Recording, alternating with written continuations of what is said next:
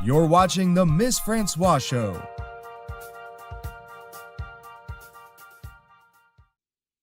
Welcome to the Miss Francois Show.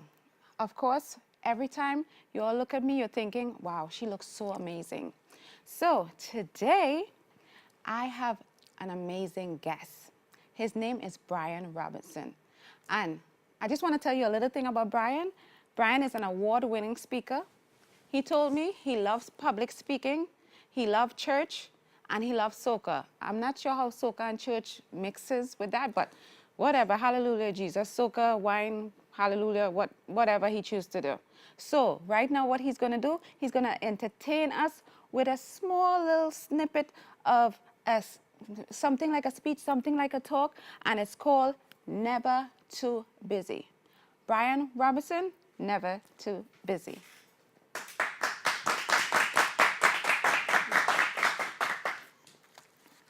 It was a Saturday morning, and I was standing behind my kitchen sink, sweaty, smelly, and soaked. I'd been up since 8 a.m. I had already cleared out the closets, I had polished the floors, I had worked out, ran 4 miles, and now I had just finished washing the dishes, and it wasn't even 8 o'clock in the morning. My wife is married to the greatest guy in the world. And then I heard this voice. Babe, are you busy? I turn around, and over by the bedroom door is my Costa Rican chocolate, Angie. Angie is wearing her weekend nerd glasses, her red pajamas, and she's 7 months pregnant. No, babe, I'm not too busy. What is it? Oh, I'm so happy. We need to talk. And she pointed to the couch. As soon as she pointed to the couch, I knew that it was serious. You see, the couch is the same spot where I slept for 5 nights when I messed up and was in the doghouse. It's the same place where I've mustered up the courage and I said, babe, I've changed my Facebook status to in a relationship. And the same place where I said, I love you. I sat down next to Angie. She took my hand and she said, Brian, I love you, but you are too busy. You're always running here, you're running there, you're going to the gym, you're going to the store. When you're home, you're on the TV or on your phone. You spend more time looking at the TV than looking at me. Brian, you are too busy for love. Now, as I was sitting there, I just felt like getting off the couch. I looked over at him and said, are you crazy? I love love. I'm never too busy for love. But at that moment, I started to think about my dad. My dad, Bill Robinson, was a great dad. Growing up, he was always there for me. Cub Scouts, Boy Scouts, Little League games, he would always make time. But he wasn't always the best husband. My dad was always busy. He and my mom got married at a young age, had 3 kids. He worked full time and he went to law school at nighttime. And when he was home and he wasn't playing with the kids, he was always in the front yard mowing or weeding and trying to have the best lawn in the neighborhood. And I would often hear my mom say, Billy, you need to slow down. You're too busy. We need to spend time together. But my dad, he stayed busy. When he got out of law school, he spent more time building his law practice than building his marriage. After 18 years of being married, they got divorced. I still remember coming home from high school, walking into the house, and in the back bedroom, I could hear my mom cry.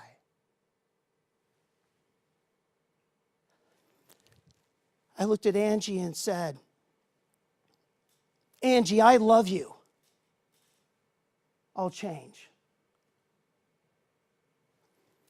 3 months later, Angie gave birth to a beautiful baby boy, and we named him Gabriel.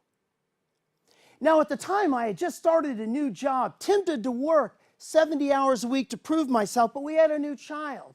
Does anybody here have kids? Yeah.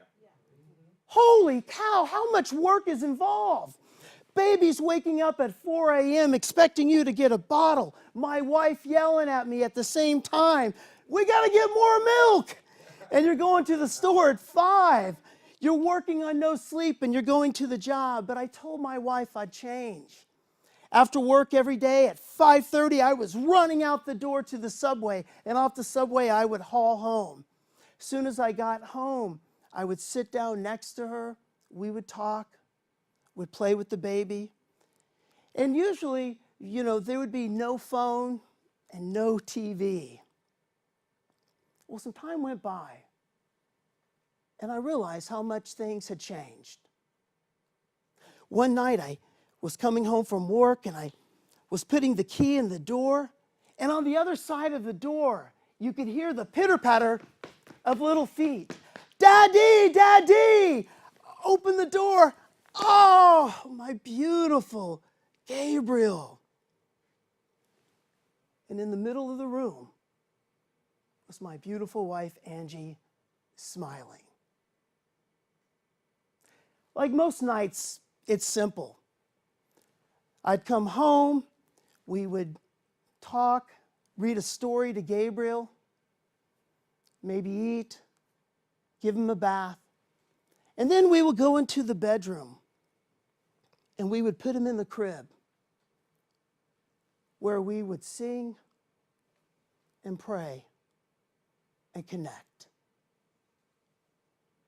And after Gabriel has fallen asleep, we would tiptoe into the living room and we would make dinner.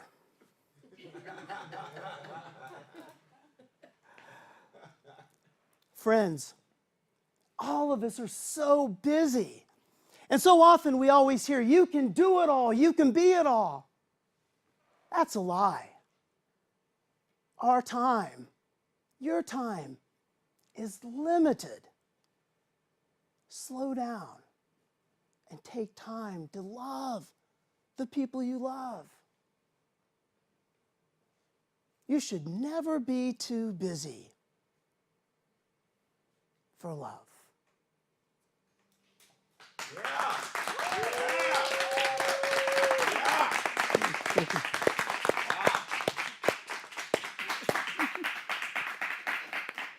What the hell was that? Now I'm thinking Miss France, well, it's when comedy meets reality. He's never coming on my show again, but he's also a guest today, so I don't have a choice. So, Brian, that was somewhat entertaining, a little depressing, but I don't know if he didn't understand comedy, but it's okay. The best part about Brian, he's actually really funny. Beside that one, he has a book called How to Meet Women on the Subway. So look him up. He's a really great speaker. I actually adore him. That speech was okay, but this one is even better. So look him up, okay? I just wanted to make sure you all know today's segment. Oh, wait. You all know I like Michael Jackson, right? So today's segment is doesn't matter if it's black or white, which is really interracial dating. It doesn't matter if you date white or black or whatever. So today, I have with me 3 guests. My guests are Jennifer Lamb, Brian Robinson, and Marissa Frontin. Pronounce your last name, Marissa? Facility. So, what are you giving me attitude for? It's my show, I know. All right, relax. So, a little about my guests. We have Miss Marissa directly in front of me. She is originally from Trinidad and Tobago. Typically, we will call her black, but she's mixed with a little Indian and black, which we call Dogla. Beside that, she's a homeowner. She loves her job, very intelligent, beautiful. That's what you want me to say? You're intelligent and beautiful?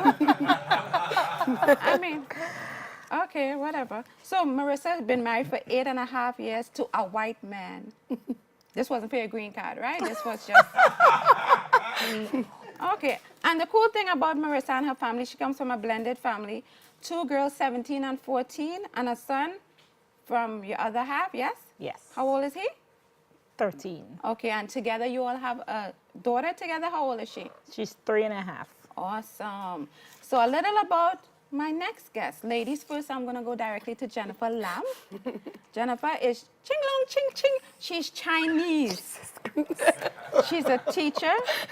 She teaches what do you teach? I teach pre-K. Pre-K. That sounds very exciting. She wants everyone to know that she tries to live the best version of her life. Oh my God, this is just pathetic. Best version of your life That's every day. right. Yes, I have to. She's dating a Cuban Colombian. Do you speak any Spanish? Not. Oh, you with him for a different kind of reason. Okay. Yes, she does. She knows C Poppy. I see. They've been dating for how long? 8 months. And where did you meet him? On Facebook. See, we can get love on Facebook. With that said, we're on to the only white man I've ever had on my show. Thank you. Thank you. Brian is white, American. He's married 5 years now to a lovely wife from Costa Rica. C. Senor. Awesome. For the last 20 years, the last time he dated anyone was like, what, 20 years ago? You dated? The last white woman I The dated? last, yeah. I'd say it was probably my senior, no, it was in college. It was probably over 24 years ago, 25 years ago, yeah. Okay. So now that you hear a few things about my guests, right? I just want to ask the two ladies 2 main questions that, honestly, this is the most important question everyone wants to ask about interracial relationship. Ladies, is it true about black men compared to white men? And It is not true. oh hell no! I ain't know about that. I had yeah. What, like, look directly in the camera as you lie. It's good. It's good. It's good. It's good Yes. compared to. Yes, definitely. Okay. You know what? Definitely. I'm gonna take a break one day so they could decide exactly if the black or the Spanish is bigger than the white. Okay. So we're gonna be right my back God. we're gonna continue with that same question. We're gonna be right back. I'm going to kill you. You didn't tell me you were going to ask that. That's so embarrassing.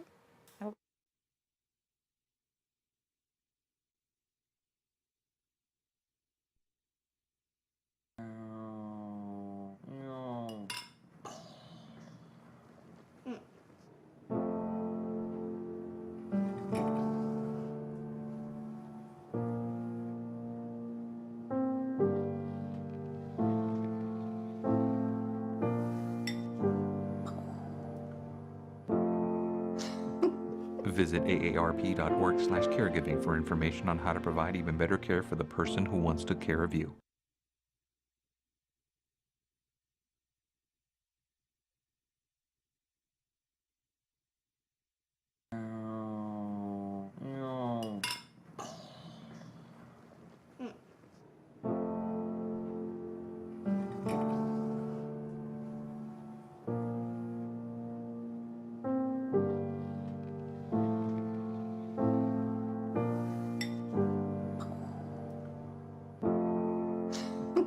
Visit aarp.org/caregiving for information on how to provide even better care for the person who wants to care of you.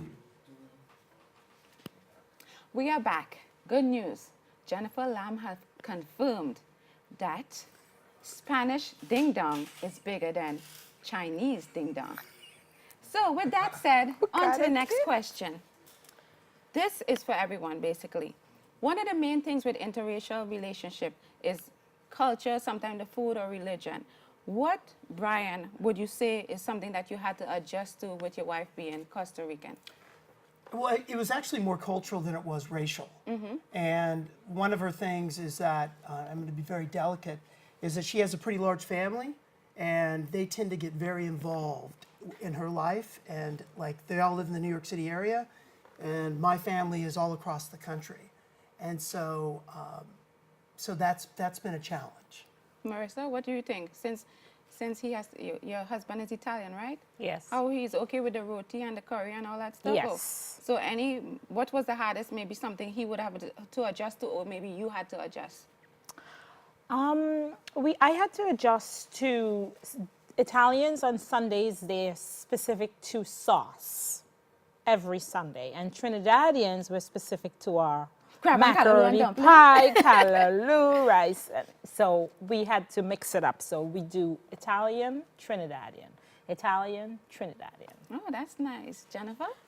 Mostly it's me because I'm Chinese and my boyfriend's Hispanic, but it's more getting used to my family and introducing them to the language because my parents don't speak English. So that's the most difficult part. They try to communicate, so it's a little hard culturally. And then, like, you know, there's certain things he doesn't understand why we do what we do it for. Like some holidays he's like, I've never heard of, but it's just something within our culture we do, and he doesn't quite understand just yet. But he's really open to Yeah, it. he's open to it, but he's like, again, we have to go to the house and eat another dinner. I'm like, yeah. Is he paying for it? No, it's at my house. Oh, what's he complaining for?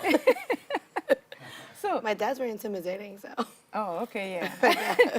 So this question is for you, Jennifer, right? Since you're the youngest of the group and you have a Chinese background, how is your parents okay with you venturing outside the culture? Because they're directly from China, they have all the culture, they don't even speak English that well. How are they with you dating outside? I mean, now they're okay with it after many, many years of trying to get me to date a Chinese guy or an Asian descent. So now they're a lot better with it. They kind of figured you're a little older now. You need to get a boyfriend, have some children, get married. So right now they're okay with it. But at the beginning, they were like, Chinese. There's plenty of them in Chinatown. There's plenty of them in Flushing. You can't find one. I'm like, no, I cannot. And have you dated Chinese? Yes, a very long time ago. Okay. A very, very long time ago. So I wanted to ask this question, Marissa. When people found out you were dating a different race, or since you say you show up somewhere, you come first, or then he follows you in, how has people reacted to that? I haven't had an issue with it. I think the issue was vice versa. When he showed up with me, it was a bit of an issue. Like, for example, when we were purchasing our home, he made the appointment with the real estate woman and everything, and then I came out of the car, and she was speechless. She had to, like, you know, she needed a moment, and I was like, okay, have your moment. So she was like really shocked. And how did you handle that? You pretended? Oh, I love it. I absolutely love it. Do you have any reaction when people find out? Oh, just like she said, it was switching her situation. How do people react when they find out? Well, I think my wife is challenged a great deal because there are a lot of women very jealous that she scored a really good-looking white man like me, who can also, who's good on the dance floor and other places. You know, honestly, I don't think it's been very little of a reaction. However, I will say this, and this I guess will go through all three of us. We're in New York City, and this is kind of its own country, but I grew up in Oklahoma. And I think that it would have been a lot different if we would have raised our child and been growing up in Oklahoma City, where I'm from. I think that, like, within my immediate circle, it would have been fine, but if she would have gotten a lot of looks if it was in Oklahoma. Okay, have she been to Oklahoma? But She has. And she was scared. She packed a gun. She put on a Donald Trump hat, Make America Great Again. No, I'm just joking. She did go down there, but she went kicking and screaming. Hey, I said, you going to Oklahoma? With the hell no, she said. But she went, yeah. And my family, after 20 years of dating other black women, they were okay with it. They're like, they expected it. And you've been dating black women for like 20 years? Yeah. And mostly more Caribbean women the last 10. What do you think, why is that? Are you attracted to mostly Caribbean women or black women? What is it? This is the serious part. So, you know, I think we like what we like. And I think that we always have this strong reaction. For me, I noticed, like, in middle school and high school, I was always more attracted to black women. And I don't know what it was.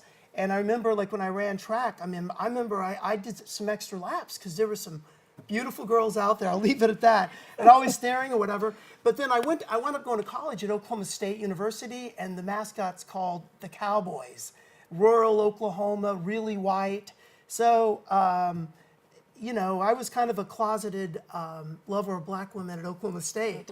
But then when I got out of there, I was on the loose. I let it out. I came out of the Oklahoma closet, basically. But I guess the thing is that for me, I was always, I knew that I was always more attracted to black women. And then I guess around 21, 22, you begin to gain more confidence. And I just was like, you know what, forget it. I'm not worried what other people think. I like what I like. Okay. Very nice, long answer. Yeah. Marissa, this is for you. You have, Sorry about that. No problem. Better tell him don't outshine me. I don't understand. He didn't listen to the conversation. Marissa, you have kids and you came from, basically you had two households were joined because your husband has a son. Right. And you have two daughters. How has that been combining from the two families?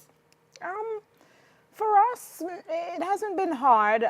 His son is from an interracial couple as well because the mom is black. And my kids, my ex-husband was black. So blending them all together, it hasn't really been an issue. I mean, the kids in school would say to my daughters, how come your dad is white? And my daughter said, he's not white, he's peach. So, you know, kids don't really see color, and I strongly believe that kids do not see color. Now that they're older, now that the girls are older, they have grown with him because I got together with him, they were 4 and 2 or something, you know, close to that. So they've grown with it. So it's been easier because they were younger. That's what I believe. And one other thing I wanted to add to that, you have a daughter, both of you have a daughter, right? I often wonder if like the older kids, because the older kids are like 17 and Yeah. right, do they have any issues or any jealousy? Because sometimes people have with complexion or sometimes she might seem to get more favor.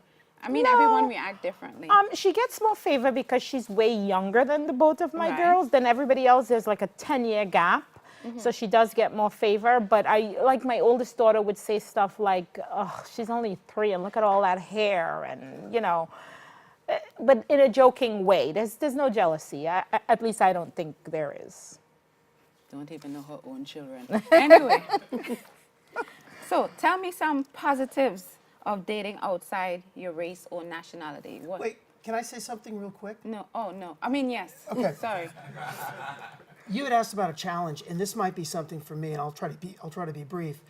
Is that most of the United States is the majority is white American, and I always thought I'm pro-black, I'm very open, I understand, but I have no clue what it's like being a black woman. And I'd say in the last few years, there would be some points of tension where my wife would say something, but you don't understand, walking into the room and being the only black woman or having the afro, and I'm thinking, oh no, you're overreacting, you're being a baby or whatever, because I'm different than everybody else. And I think the point being is that that's something that I've been challenged with is I can't connect with her on that. I can't say, babe, I understand, because I really don't. And it's just taken the last couple of years. I always thought I knew, but there's so much I don't know, because I'm cool like black, but I'm not really black. Really? Yeah. None of us here realize that. Oh, Jennifer, I had a question for you. Because you're the youngest one here, Yeah. right? Do you think it's easier dating outside or interracial, having relationships since you're a millennial or you're younger compared? I mean, he's old. She's not that young. So has it been easier now, you believe? Or have you ever had any real issues, or yours been fine except for like your parents and stuff? Yeah, for me it was always okay. Like what Brian said, you like who you like. Like I've tried to date my race. I've dated plenty of different racial guys, but I don't know. Like it's never been an issue for me. It never really occurred to me like, oh, I need to like a specific type. I just like what I like, and then I don't think it's hard. I think as long as you find someone you connect with, whether they're whatever race, I think it's fine. For me, it's always been that way. Except my parents, they would be like, date a Chinese person, date a Chinese person. I'm like, no. I want to add something to this. It seems as though both of you are like, I like what I like. I don't specifically like white men. It's not like I go out and I go, oh, no, that's not how mine's Oh, happen. this one fell in your lap. On your bed, I don't know. Fell, yeah. No, we worked together, and I was just getting out of a relationship, and he was just getting out of a relationship, and we knew each other before. So it was like we started off as friends first, and in my mind, that was the furthest thing from my mind. So I don't, like some people say, oh, she has a white guy. That would mean that no, just that one particularly. I don't, go looking for that. No, I love my black men. But if I was down in Trinidad on the dance floor, you would not have been able No. to say no to this. No, Do you I'm think so? sure. I'm sure I could have. Yeah. I have a hard time believing that. I hear what you're saying. Okay, so just like how she's younger, right? And it might be technically somewhat easier. Not everyone is so much more accepting.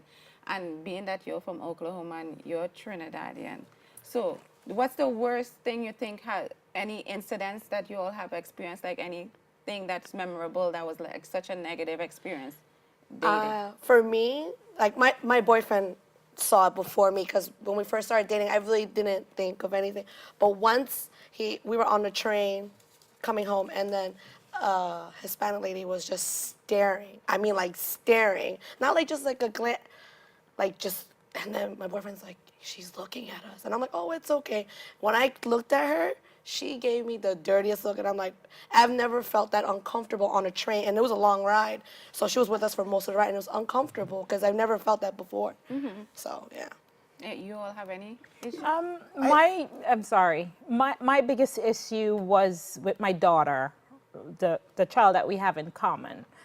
She came out way lighter than I expected. And I was breastfeeding her in the mall one day. And this lady came up to me, and she was an older white woman. And she said, "What are you doing?" And I said, "Excuse me?" Oh my God. And she said, is that a baby? And I'm like, yeah. She's like, that's your baby? And I said, no, I randomly feed white children. Of course it's my baby. And she was mortified. And she started like, she wanted to get help. Like she wanted to save this child. That's scary. So it was, and I was pretty upset. Because my husband was nowhere around. Okay. So. With that said, we actually have to wrap it up because I have a whole sign in front of me that says wrap it up. Okay. So again, I wanted to say thank you all for coming on the show.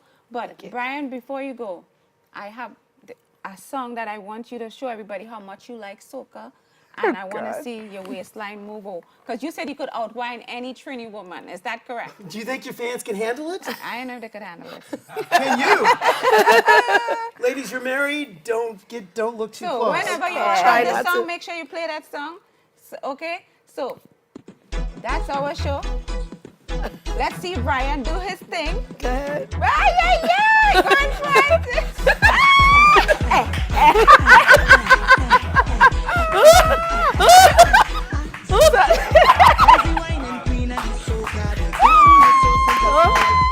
Thank you.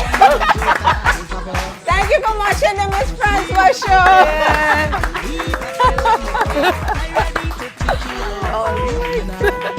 That was good. That You was can. funny. I show how to dip and bubble it. Tick tock up your waist and juggle it, juggle it, juggle it. Boy, I have the wine and template. Come over here, let me show you.